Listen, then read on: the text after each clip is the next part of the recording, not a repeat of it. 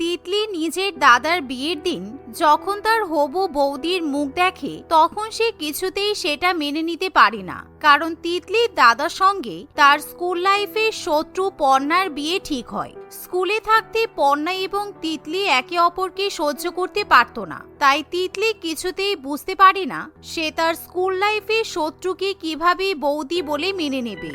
মা, ও মা, শোনো না, বলছি কোনোভাবে বিয়েটা আটকানো যায় না।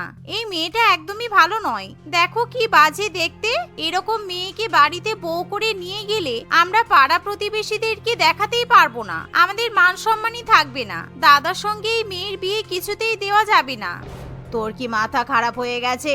এখন তো বিয়ে হচ্ছে, এই মুহূর্তে বিয়েটা ভাঙবো কি করে? তোর যদি হবু বৌদিকে পছন্দ নাই হয়ে থাকে তাহলে তো আগেই বলতে পারতিস। তাছাড়া অজয় তো নিজেই মেয়ে পছন্দ করে বিয়ে করছে, তুই কি এখন আকাশ থেকে পড়লি নাকি? তিতলি তার মায়ের কথা কিছুতেই শুনতে চায় না। এমন সময় বিয়ে বাড়িতে বউয়ের হবু ননদের মুখে আজেবাজি কথা শুনি লোকজন নানান মন্তব্য করতে শুরু করে। সেই কথা তিতলির দাদা অজয়ের কান পর্যন্ত পৌঁছে যায়। তাই অজয় তিতলির কাছে গিয়ে বলে, এই, তুই লোকের সামনে বিয়ে ভাঙার কথা বলছিস কেন? তোর কি মাথা খারাপ হয়ে গেছে নাকি? বিয়েতে একটা মার্সিডিজ দিচ্ছে, আমাকে অনেক সোনা দিয়েছে, তারপর আবার মেয়েটাও দেখতে অনেক সুন্দর। এমনিও পর্ণাকে আমার অনেকদিন ধরেই পছন্দ ছিল, আমি শুধু বলতে পারিনি। তুই দয়া করে আমাদের বিয়েটা ভাঙচি দিস না। দাদার কথা শুনে তিতলি আর কিছুই বলতে পারে না। দেখতে দেখতে অজয় এবং পর্ণার ধুমধাম করে বিয়ে হয়ে যায়। বিয়ের পরের দিন ঘুম থেকে উঠেই তিতলির সঙ্গে পর্ণার চোখাচোখি আলাপ হয়। আর পর্ণা তিতলির উপর এমনই রেগে থাকে যে সে তিতলিকে ঠ্যাস মেরে কথা বলতে ছাড়ে না। পর্ণা তিতলির হাতে একটা বালতি ধরিয়ে দিয়ে বলে, কালকে অনেক চেষ্টা করেও আমার বিয়েটা ভাঙতে পারলি না, দেখে খুব খারাপ লাগলো। তাই তোর জন্য এক বালতি সমবেদনা নিয়ে আসলাম। বাড়ির কলে জল শেষ হয়ে গেছে, তুই তো এখনই ঘুম থেকে উঠলি, তাই ফ্রেশ হওয়ার জন্য তোকে পাশের বাড়ি থেকে জল আনতে হবে। এই জন্যই আমি তোর সাথে আমার দাদার বিয়েটা হতে দিতে চাইছিলাম না। আমি খুব ভালো করেই জানতাম এই বাড়িতে আসার সঙ্গে সঙ্গেই তুই কোনো না কোনো ঝামেলা শুরু করবি। আমাদের বাড়িতে 2000 লিটারের ট্যাঙ্কের জল একেবারে শেষ হয়ে গেল। ও, আমি তো ভুলেই গিয়েছিলাম, তোর গা থেকে তো আবার গরু ছাগলের মতো গন্ধ বেরোয়, সেই জন্য স্কুলে আমি কোনোদিনও তোর পাশে বসতাম না। কি ব্যাপার, কার গা থেকে গন্ধ বেরোয়? পর্ণা, বলছিলাম তোমার গা থেকে আবার গন্ধ বেরোয় না তো? কেননা কাল রাতে কিন্তু খুব বাজে গন্ধ বেরোচ্ছিল, আমার কিন্তু বাজে গন্ধে বমি পাই। হ্যাঁ, বেরোই তো।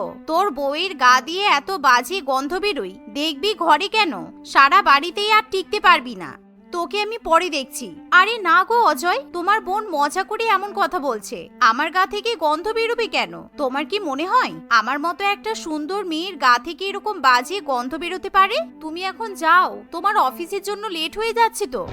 এই বলে পর্ণা অজয়কে ভাগিয়ে দেয়। কিন্তু মনে মনে পর্ণা লজ্জায় অজয়ের সামনে তার গায়ের গন্ধ নিয়ে কোনো কথা বলতেই লজ্জা পায়। কিন্তু সে মনে মনে ঠিক করে তিতলিকে সে আজকে মজা দেখিয়েই ছাড়বে। অন্যদিকে তিতলি বাধ্য হয়ে পাশের বাড়িতে গিয়ে স্নান করে আসে, তাই তার ব্রেকফাস্ট খেতেও লেট হয়ে যায়। ইতিমধ্যে বাড়ির সকলের ব্রেকফাস্ট খাওয়া হয়ে যায়। একি, টেবিলে আমার খাবার নেই কেন? মা, ও মা, কোথায় গেলে? আমার জন্য ব্রেকফাস্ট বানাওনি? আমার তো খুব খিদে পেয়েছে, আমি আবার এখনই আমার বন্ধুদের সঙ্গে একটা দরকারে বেরোবো, তাড়াতাড়ি খেতে দাও। রান্না তো আমি করিনি, রান্না আজকে নতুন বৌমা করেছে। কি ব্যাপার বৌমা, তুমি তোমার ননদের জন্য রান্না করনি? দাও, ও কোথায় বেরোবে বলছে, ওকে তাড়াতাড়ি খেতে দিয়ে দাও। ওরে বাবা, তিতলি, তুই আবার সকালে ব্রেকফাস্ট খাস নাকি? স্কুলে থাকতে তো শুনেছিলাম তুই নাকি সকালবেলা ফাস্টিং করিস, যাতে তুই এরকম সুন্দর চেহারা ধরে রাখতে পারিস। আমি ভাবলাম ওই লুচি আর চিকেন কষার মতো আনহেলদি আইটেম তোর ভালো লাগবে না, তাই আমি তোর জন্য এক্সট্রা রান্না করে খাবার ওয়েস্ট করলাম না। এমন কথা শুনে তিতলি ভীষণই রেগে যায়, কারণ তিতলি লুচি এবং আলুর দম খেতে ভীষণই পছন্দ করে। আর সে খুব ভালো মতোই বুঝতে পারে পর্ণা ইচ্ছা করে তার সঙ্গে এরকম করছে। কিন্তু তিতলির তখন কিছু করার থাকে না, সে না খেয়েই বাড়ি থেকে বেরিয়ে যায়। ঠিক আছে দাঁড়া, এবার আমি তোকে মজা দেখাচ্ছি। আমি বুঝতে পারছি পর্ণা, তুই সবকিছুই ইচ্ছা করে করছিস, কিন্তু তোকে কিভাবে দাওয়াই দিতে হয় তাও আমার ভালো মতো জানা আছে। এই ভেবে তিতলি তার দাদা অজয়কে ফোন করে বলে, এই দাদা শোন না, আমার না 15,000 টাকা খুব তাড়াতাড়ি দরকার। আসলে আমার সেমিস্টারের রেজিস্ট্রেশন করাতে হবে, আজকেই লাস্ট ডেট আছে। তুই আমাকে 15,000 টাকা পাঠাতে পারবি?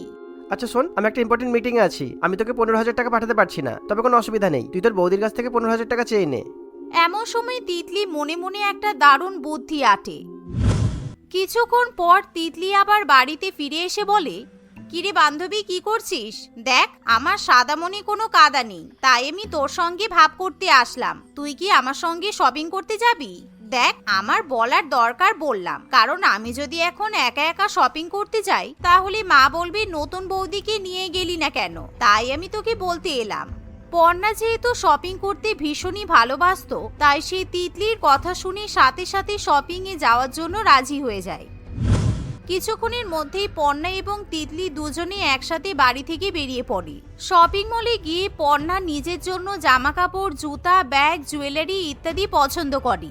এই দেখ না তিতলি, আমার এই ড্রেসগুলো পছন্দ হয়েছে, আমার কি সবগুলো নেওয়া উচিত? আর এই হিলটাতে আমাকে তো দারুণ মানিয়েছে, আমার মনে হচ্ছে সবগুলোই একসঙ্গে পরে ফেলি। কিন্তু তোর দাদা আবার কিছু মনে করবে না তো আমি যদি একসঙ্গে এত টাকা শপিং করে ফেলি?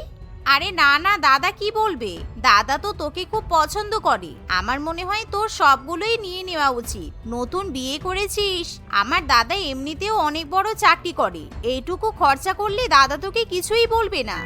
পর্ণা তিতলির কথা শুনে সমস্ত কিছু তখনই কিনে ফেলে, যার ফলে বিল হয়ে দাঁড়ায় 20,000 টাকা। পর্ণা অনলাইনে 20,000 টাকা পেমেন্ট করে দেয়, কিন্তু অজয় ভীষণই কিপটে প্রকৃতির ছিল, সে একটা টাকাও বাড়তি খরচা করতে পছন্দ করত না, তাই হঠাৎই একসাথে তার অ্যাকাউন্ট থেকে 20,000 টাকা কেটে নেওয়া হলে সে ভীষণই অবাক হয়।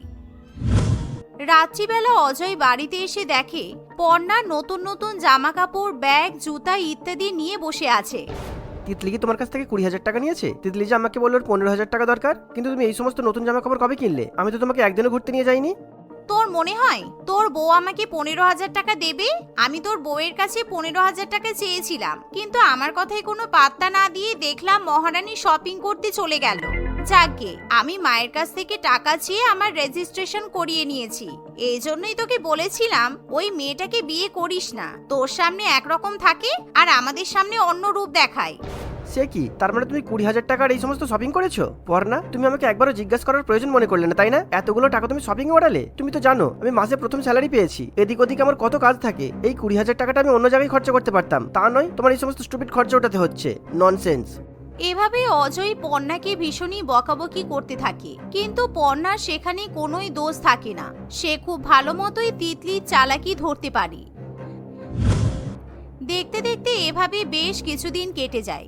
একদিন তিতলি যখন তার বয়ফ্রেন্ডের সঙ্গে ফোনে কথা বলে, আমি বাড়িতে আজকে দারুণ বিরিয়ানি রান্না করেছি, দাঁড়াও আমি তোমার জন্য একটু বিরিয়ানি প্যাক করে নিয়ে যাব, তুমি তো বিরিয়ানি খেতে খুব ভালোবাসো, এই বিরিয়ানিটা কিন্তু তোমার মাকেও খাওয়াবে, আমি শিওর এই বিরিয়ানি খেলে তোমার মা আমাকে একেবারে বৌমা বানিয়ে নিয়ে যাবে।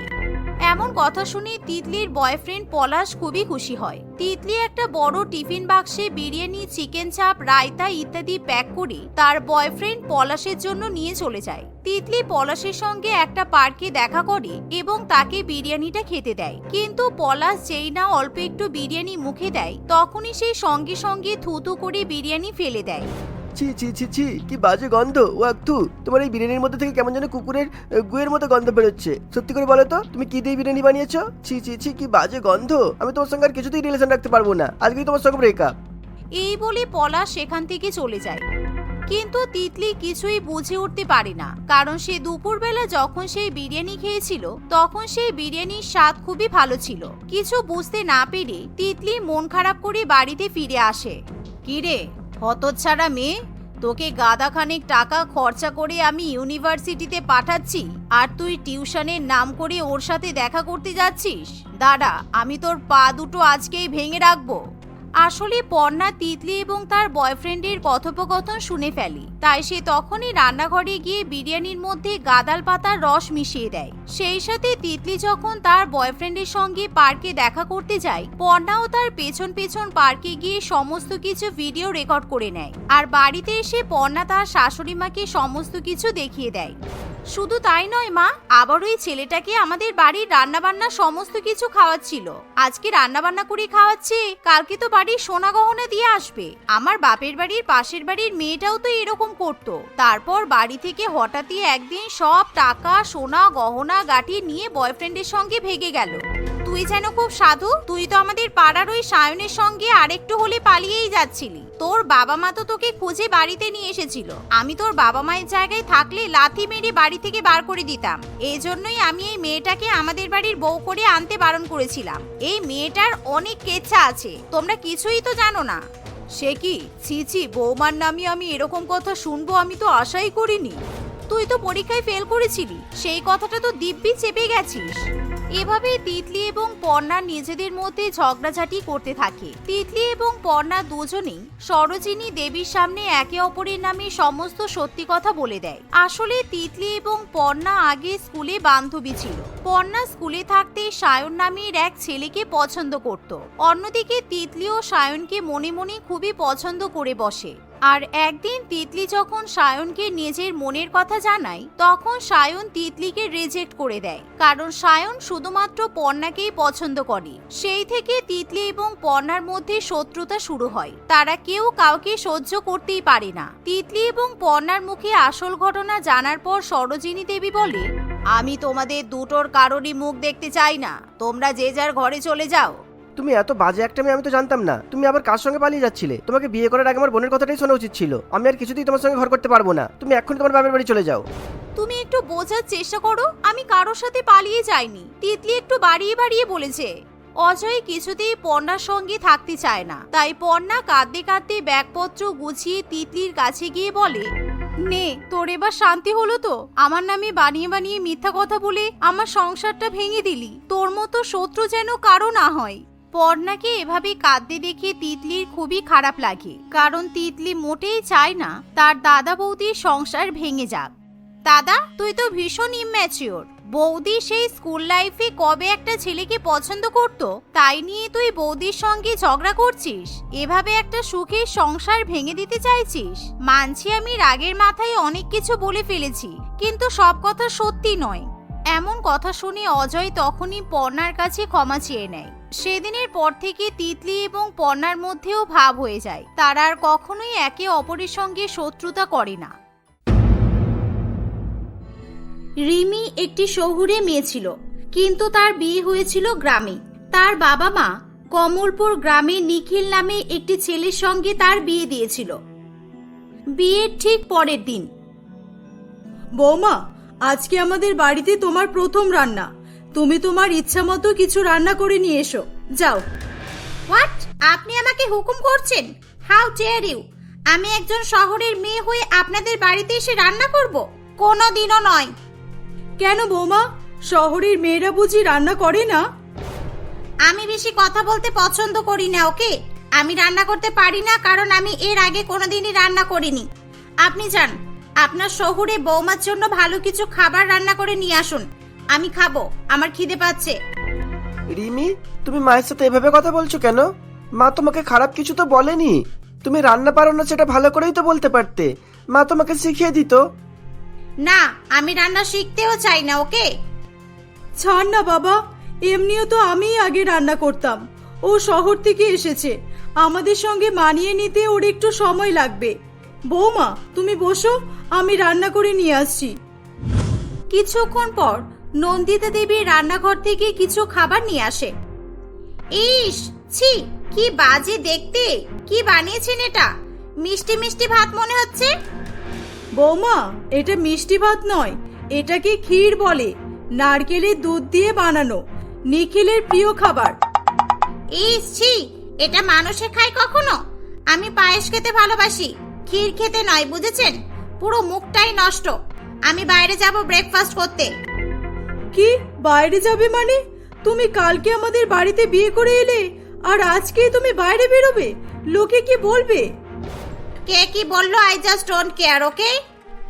আচ্ছা মা, ঠিক আছে। চলো রিমি, তুমি কোথায় যাবে বলো, আমি তোমাকে নিয়ে যাচ্ছি। চলো আমার সাথে। ও, আমি তোমার সঙ্গে যাব? কখন বললাম আমি? আমি আমার বন্ধুদের সঙ্গে যাব। হ্যালো, তোরা সবাই কোথায় আছিস? আমি আসছি, দাঁড়া। রিমি ফোনে কথা বলতে বলতে বাড়ি থেকে বেরিয়ে পড়ে। রিমির এমন ব্যবহার দেখে নিখিল ও তার মা অবাক হয়ে যায়। আসলে শহুরে মেয়ে তো, ও খুব মডার্ন, একটু সময় লাগবে ওর। তুই চিন্তা করিস না বাবা, নে তুই ক্ষীর খেয়ে নে। নিখিল, বাবা নিখিল, শোন। নিখিল তার মায়ের কোনো কথা না শুনেই সেখান থেকে চলে যায়। রিমি রাত 10টার সময় বাড়িতে ফিরে আসে। সে দেখে যে নিখিল তার জন্য অপেক্ষা করছে। রিমি তাকে পাত্তা না দিয়েই তার রুমে গিয়ে ঘুমিয়ে পড়ে। পরের দিন সকালবেলা। রিমি, আজকে তোমাকে বাইরে ব্রেকফাস্ট করতে যেতে হবে না। তুমি শুধু বলো কি খাবে, আমি তোমার জন্য সেই খাবার বানিয়ে দেব। ও থ্যাঙ্কস, এমনিও আমি আজকে খুব টায়ার্ড। তুমি এক কাজ করো, আমার জন্য এক টোস্ট আর অমলেট নিয়ে এসো, যাও। নিখিল নিজের হাতে রিমির জন্য ব্রেকফাস্ট তৈরি করে নিয়ে আসে। রিমি সেগুলো মজা করে খেতে থাকে। রিমি ব্রেকফাস্ট করে তার বন্ধুদের সঙ্গে ভিডিও কল করতে ব্যস্ত হয়ে পড়ে। সন্ধেবেলা সে একটা খুব ছোট জামা পরে বাইরে যাওয়ার জন্য রেডি হয়। বৌমা, তুমি এটা কি পরেছো? এত ছোট জামা? তোমার কি মাথা খারাপ হয়ে গেছে? গ্রামবাসী দেখলে কি বলবে? আমি আপনার ফালতু প্রশ্নের উত্তর দিতে ইচ্ছুক নই। রিমি, তুমি কোথায় যাচ্ছ আমাকে বলো। এত ছোট ড্রেস পরে রেডি হয়ে কোথায় যাবে তুমি, বলো। আমি নাইট ক্লাবে যাব, যেটা তো তোমাদের এখানে নেই। শহরের দিকে যাব, আমাদের বাড়ির ওই দিকটায়। ও, কার সঙ্গে যাব এখনই তো আবার জিজ্ঞাসা করবে। আমি আমার বন্ধুদের সঙ্গে যাব। আমার বাড়ি ফিরতে লেট হতে পারে। ওকে, সব প্রশ্নের উত্তর পেয়ে গেছো, এবার আমি আসছি। এই বলে রিমি বাড়ি থেকে বেরিয়ে যায়। রাত্রিবেলা নিখিল ও তার মা রিমির জন্য অপেক্ষা করতে থাকে। দেখতে দেখতে রাত 12টা বেজে যায়, কিন্তু রিমি তখনও ফিরে আসে না। বাবা, এত রাত হয়ে গেল, বৌমা এখনো বাড়ি এলো না। আমার তো এবার খুব চিন্তা হচ্ছে। তুই একবার ফোন কর না বাবা। মা, আমি অনেকবার ফোন করেছি, ও ধরছে না। আচ্ছা মা, তুমি গিয়ে ঘুমিয়ে পড়ো, অনেক রাত হয়েছে। আমি দেখছি রিমি কোথায় আছে। যাও, তুমি ঘুমাও। এই বলে নিখিল রিমিকে খুঁজতে বেরিয়ে পড়ে। সে অনেক জায়গায় রিমিকে খোঁজাখুঁজি করে, কিন্তু কোথাও পায় না। নিরুপায় হয়ে ভোরবেলার দিকে নিখিল বাড়ি ফিরে আসে। নিখিল মনে মনে খুব কষ্ট পেতে থাকে। সকালবেলা নিখিল যখন অফিসে যাওয়ার জন্য রেডি হচ্ছিল, তখন দেখে যে রিমি বাড়ি ফিরে এসেছে। রিমি, তুমি কোথায় ছিলে সারা রাত? তুমি কালকে রাতে বাড়ি ফিরে আসোনি কেন? তুমি জানো তোমার জন্য আমি আর মা কত টেনশনে ছিলাম। ঘরের বউ হয়ে তুমি সারা রাত এভাবে বাইরে থাকতে পারো না রিমি। এই শাট আপ! আমি নাইট ক্লাবে ছিলাম, সারা রাত ধরে পার্টি করেছি, ড্রিঙ্ক করেছি। অতিরিক্ত নেশা হয়ে যাওয়ায় আমি ওখানেই ঘুমিয়ে পড়েছিলাম, বুঝেছো? এগুলো আমার পুরানো অভ্যাস, এগুলো নতুন কিছু নয়। তুমি বিয়ের আগের মতোই যখন থাকতে চাও, তাহলে তুমি বিয়ে করেছিলে কেন বলো? তুমি তো শহরের কোনো ছেলেকেই বিয়ে করতে পারতে। আরে আমিও তো সেটাই চেয়েছিলাম, কিন্তু তার হলো কোথায়? আমার বাবা মা জোর করে আমাকে গ্রামে বিয়ে দিয়ে দিয়েছে। আমার কোনো ইচ্ছা ছিল না, বুঝেছো? তোমাদের গ্রামে কোনো নাইট ক্লাব নেই, কোনো বার নেই, কিচ্ছু নেই। 2 ঘন্টা জার্নি করে আমাকে শহরে যেতে হয়। ফালতু জায়গা একটা, পুরো জীবনটাই হেল হয়ে গেল আমার। নিখিল ও নন্দিতা দেবী রিমিকে অনেক বোঝানোর চেষ্টা করতে থাকে, কিন্তু রিমি খুবই অবাধ্য ছিল। সে বড়লোক বাবা মায়ের আদর ভালোবাসা পেয়ে বিগড়ে গিয়েছিল। বিয়ের আগেও সে তার বাবা মায়ের কোনো কথা শুনতো না। সব সময় সে তার বন্ধুদের সঙ্গে হ্যাং আউট করে বেড়াতো। তার বাবা মা ভেবেছিল শহর থেকে দূরে কোনো গ্রামের ছেলের সঙ্গে যদি রিমির বিয়ে দেওয়া যায়, তাহলে হয়তো রিমি শুধরে যাবে, কিন্তু সেটা আদৌ হয়নি। রিমি বিয়ের পরেও একই রকম লাইফস্টাইল কাটাতে থাকে। সে প্রত্যেকদিন সন্ধ্যাবেলা করে বেরিয়ে যেত, গভীর রাত্রে করে বাড়ি ফিরত, আবার কখনো কখনো সকালবেলা করে বাড়ি ফিরত। এভাবেই বেশ কয়েক মাস চলতে থাকে। একদিন নন্দিতা দেবী রিমির ব্যবহারে খুব রেগে গিয়ে বলে, বৌমা, তুমি যদি নিজেকে পাল্টাতে না পারো, তাহলে কিন্তু আমি আমার ছেলের দ্বিতীয় বিয়ে দেব।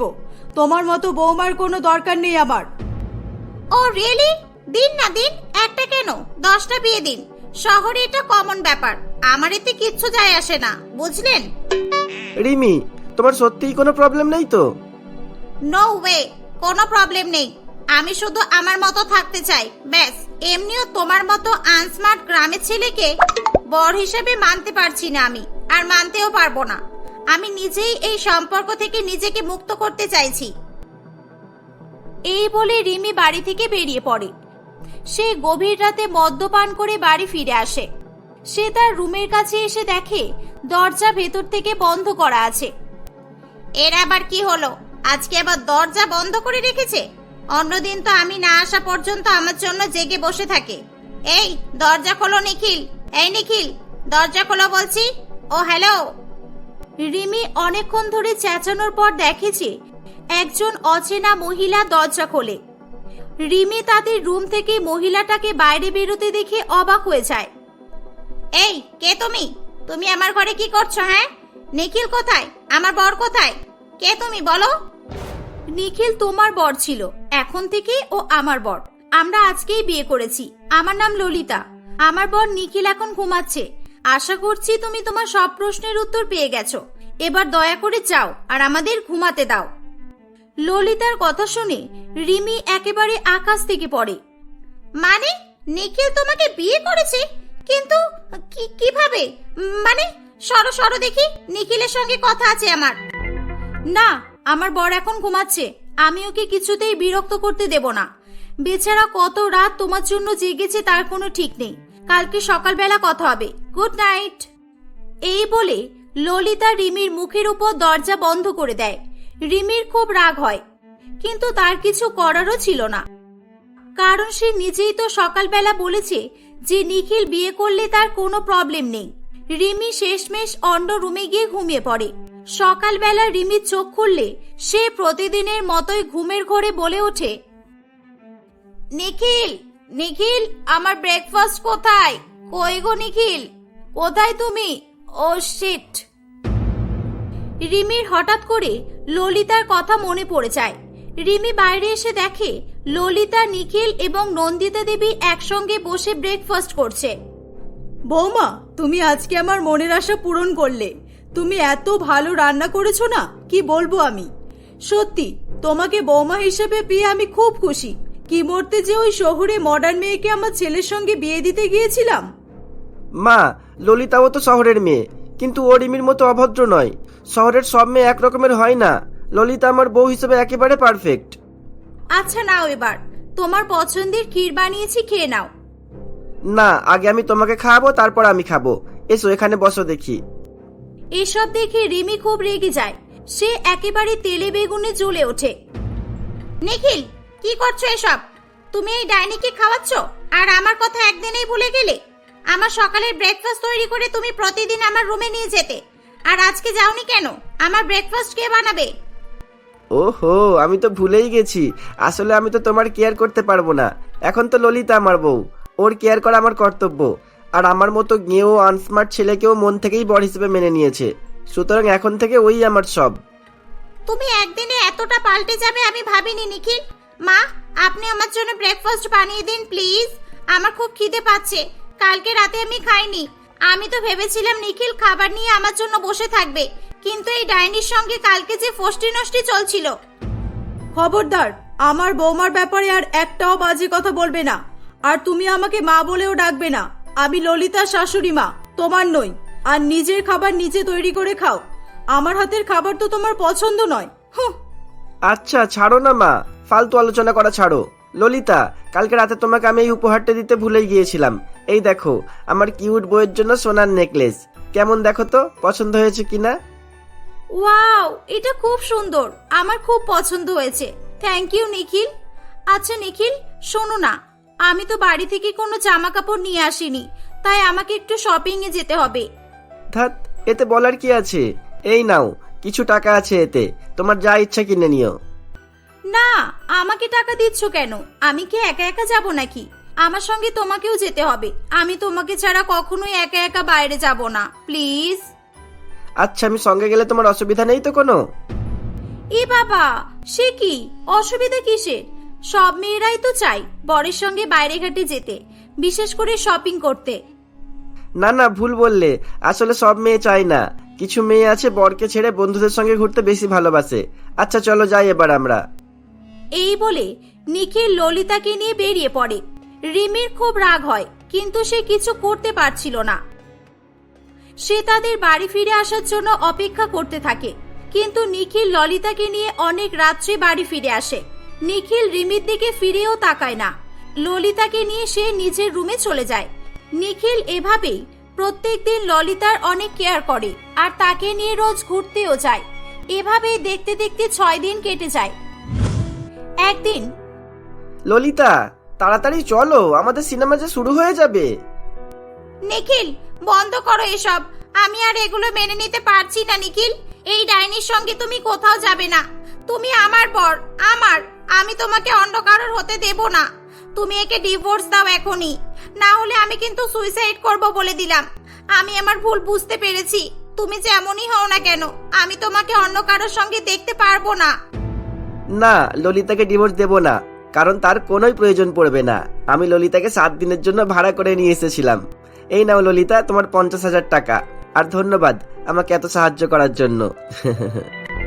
মানে এগুলো সব অভিনয় ছিল? ও গড, শুনেও শান্তি পেলাম। নিখিল, আমাকে ক্ষমা করে দাও। মা, আপনিও আমাকে ক্ষমা করে দিন। আমি আপনাদের কথা মতোই চলবো এবার থেকে। নিখিল, দেখলি তো আমার 7 দিনের বউয়ের আইডিয়াটা কেমন কাজে লাগলো?